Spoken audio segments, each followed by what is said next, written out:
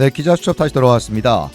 캘리포니아주를 비롯한 전국의 주택가격이 고공행진을 이어가고 있습니다. 팬데믹 기간 동안 전국적으로 100만 달러 이상의 가격의 주택들은 2배나 증가한 가운데 30년 만기 모기지 금리 평균 이자율은 3년여 만에 4%를 넘으면서 주택 구입자들의 부담은 더욱 커지게 됐습니다. 이런 가운데 세입자들의 부담도 만만치가 않습니다. 전국의 렌트비 상승률은 또다시 사상 최고를 갈아치웠는데요. 박형경 기자와 함께 이야기 나눠보겠습니다. 네, 박 기자, 지난달 캘리포니아주의 중간 주택 가격이 나왔는데 또 올랐죠? 네, 1년 전과 비교해 또 꽤 많이 상승했습니다. 캘리포니아주 부동산 중개인 협회에 따르면 지난달 캘리포니아주 주택 중간 가격은 77만 1,270달러인데요. 네. 그 1년 전인 2021년 2월에 비해서 10% 정도 가격이 오른 겁니다. 그리고 캘리포니아주 주택 판매도 더 빨라졌습니다. 주택이 매물로 나와서 팔리기까지 기간은 지난해 평균 열흘 정도가 걸렸습니다. 그런데 지금은 하루가 더 짧아져서 9일이 소요되는 것으로 나타났습니다. 캘리포니아주 부동산 중개인 협회의 오토 카트리나 회장은 주택담보대출금리가 오르는데 이처럼 주택 가격이 상승한다는 건 캘리포니아주 주택 시장이 놀라울 정도로 호황세 유지하는 것이라고 평가했습니다. 이어 캘리포니아주 전역 주택 중간 가격이 크게 상승한 건 전반적으로 다 가격이 오른 것도 있겠지만 중가주 해안이나 이 샌프란시스코 베이에리아와 같이 고가로 거래되는 지역에서 수요가 급증했기 때문인 것으로 분석했습니다. 자, 그렇다면 남가주의 주택 가격은 어떤지 궁금한데 남가주도 계속 오르고 있죠? 네, 이번에 남가주 주택 가격에 대해선 두 곳의 발표가 있었습니다. 하나는 앞서 언급한 캘리포니아주 부동산 중개인 협회이고 다른 하나는 부동산 정보업체죠. 코올로직인데요. 먼저 캘리포니아주 부동산 중개인 협회 발표부터 살펴보겠습니다. LA 대도시권인 메트로 지역 지난달 주택 중간 가격은 72만 5천 달러로 나타났습니다. 지난해 2월엔 64만 9천 달러였는데 1년 만에 약 12%가 상승했습니다. 그리고 오렌지 카운티의 경우엔 126만 달러에 달합니다. 오렌지 카운티 상승폭은 LA보다도 훨씬 더 큰데요. 26.6%나 치솟았습니다.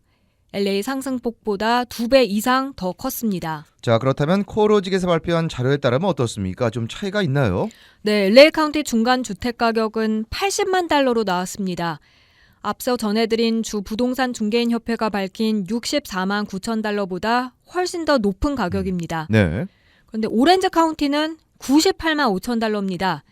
남가주에선 가장 높은 가격입니다만 부동산 중개인 협회는 126만 달러로 봤는데 그에 비해서는 낮은 가격으로 코올로직은 집계했습니다. 자, 그렇다면 LA와 또 오렌지 카운티 외에 다른 남가주 지역들은 어떻습니까?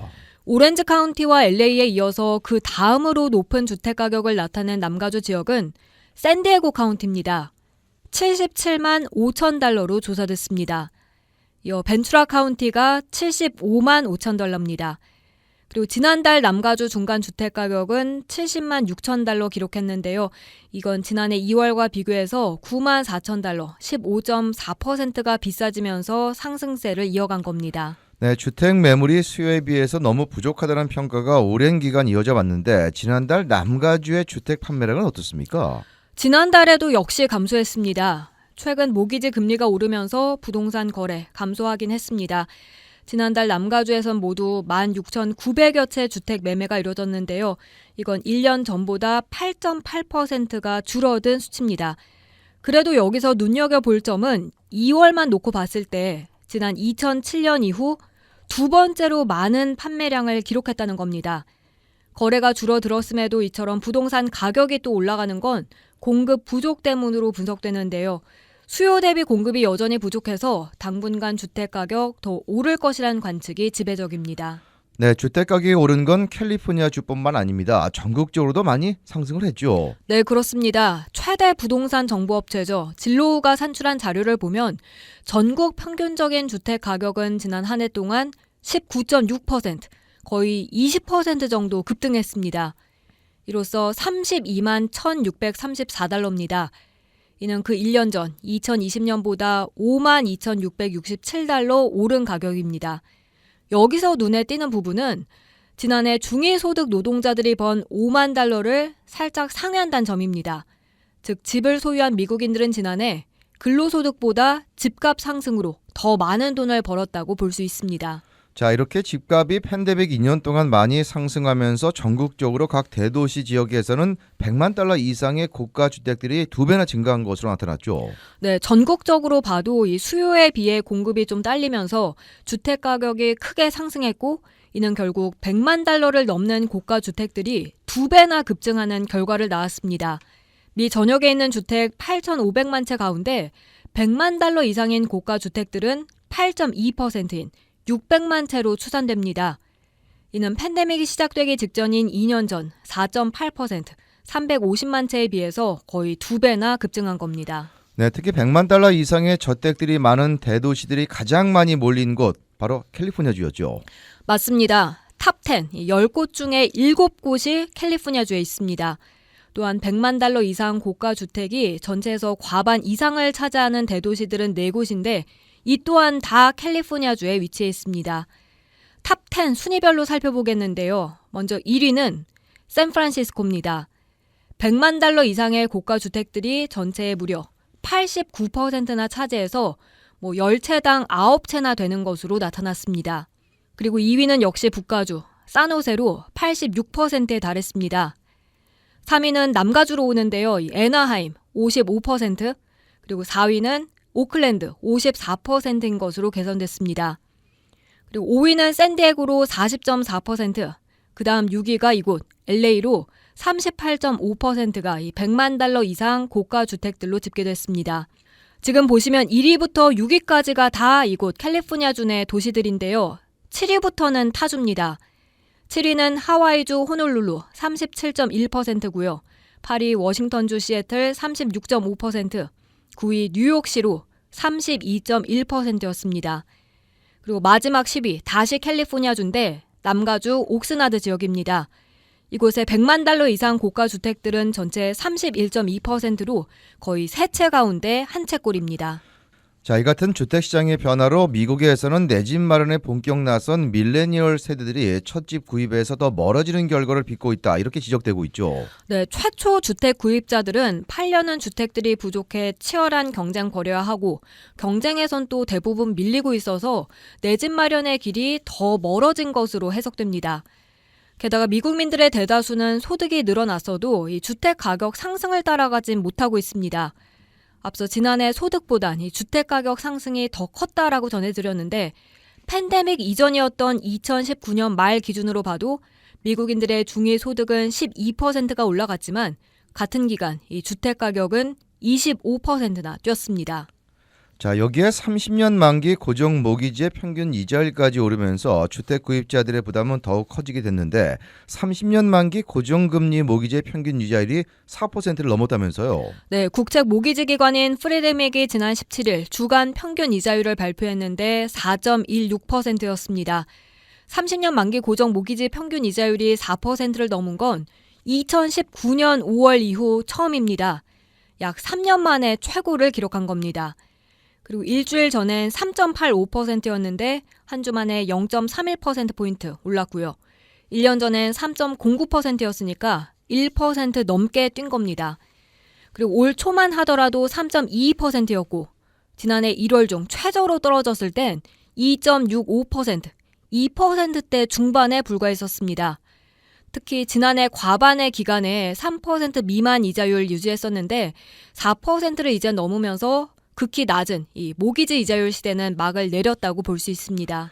자, 이렇게 4%가 넘으면 앞으로 주택을 구입하려는 경우 부담이 확실히 커질 수밖에 없겠네요. 네, 그렇습니다. 안 그래도 주택 가격이 고공행진을 이어가는 가운데 주택 장만에 있어서 또 하나의 걸림돌이 늘어나게 된 셈입니다. 물론 모기지 이자율이 4% 정도인 건 여전히 역대 낮은 수준이긴 합니다. 그렇지만 거의 지난 한 해 동안 3%도 채 안 됐던 데 비하면 급격하게 오른 거고요. 여기에 더해서 지난번 모기지 이자율이 4%를 넘었을 때 전국 중간주택 가격은 훨씬 더 저렴했었습니다. 중간주택 가격 당시 27만 7천 달러로 지금보다 26%나 쌌습니다. 자, 그렇게 계산을 해보면 모기지 이자율이 저렴했을 때와 비교해서 어느 정도나 부담이 커지는 겁니까? 37만 5천 달러의 주택을 20% 다운페이에서 모기지 이자율 4%로 구입한다고 하면 2020년 12월 이 같은 가격대 주택을 구입했을 때보다 7만 9,200달러, 거의 8만 달러를 더 내야 하는 셈입니다. 네. 2020년 12월은 모기지 이자율이 역대 최저치에 가까웠던 시기인데요. 이때와 비교해서 한 달에 지불해야 하는 페이먼트는 220달러 더 높아집니다. 그리고 모기지 이자율이 내려갔을 때 이 주택 소유주들 가운데 리파이낸싱한 한인들 많았는데요. 앞으로 그 리파이낸싱을 통한 돈을 아끼기는 어려워졌습니다. 자, 이렇게 집을 구하기 힘들기 때문에 아파트 등의 세입자로 살 수밖에 없는데 그 또한 부담이 클 수밖에 없습니다. 렌트비도 치솟고 있는 상황이죠. 네, 전국의 렌트비 상승률이 또다시 사상 최고를 갈아치웠습니다. 코올로직 자료를 보면 지난 1월 전국 주거용 렌트비는 작년 같은 기간보다 12.6%가 올랐는데요. 이로써 상승률 역대 최고 기록을 10개월 연속 경신했습니다. 자, 그러면 박 기자, 렌트비는 전국 어느 지역의 상승률이 가장 컸습니까? 미 남부 이 썬벨트 지역의 상승률이 가장 높았습니다. 네. 그중에서도 특히 플로리다주, 마이애미가 전국 오름세를 이끌었습니다. 1년 전보다 40% 가까이 치솟았는데요. 정확하게는 38.6%입니다. 같은 플로리다주의 올랜도와 애리조나주 피닉스는 렌트비가 각각 19.9%, 18.9% 이렇게 거의 20% 가까이 올랐습니다.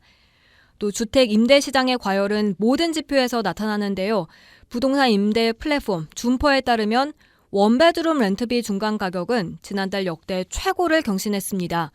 특히 뉴욕시는 1년 만에 3,100달러로 26%가 급등했습니다. 그리고 레드핀에서도 이 전국의 렌트비는 2년간 평균 18%가량 오른 걸로 나타났습니다. 네, 서민들이 이 같은 렌트비를 내면서 생활하기가 사실상 불가능한데 그렇다면 이렇게 렌트비가 급등하는 이유는 뭡니까? 우선 주택 가격이 지칠 줄 모르고 오르고 있고 이런 상승세 속 주택 매물은 감소에 부족하다 보니까 잠재적인 주택 구매자들이 집을 살 여력이 되지 않거나 마땅한 집을 찾지 못하는 경우가 많습니다. 그러니까 렌트에 사는 부동산 시장에 눈을 돌리는 경우가 더 늘어나는 것이죠. 네. 그리고 기관 투자자들의 주택 매입 비중은 사상 최고로 높아졌는데요. 그럼 몇 달 안에 세입자가 계약을 갱신하거나 아니면 다른 곳으로 이사할 때 렌트비가 더 높아질 가능성이 큽니다.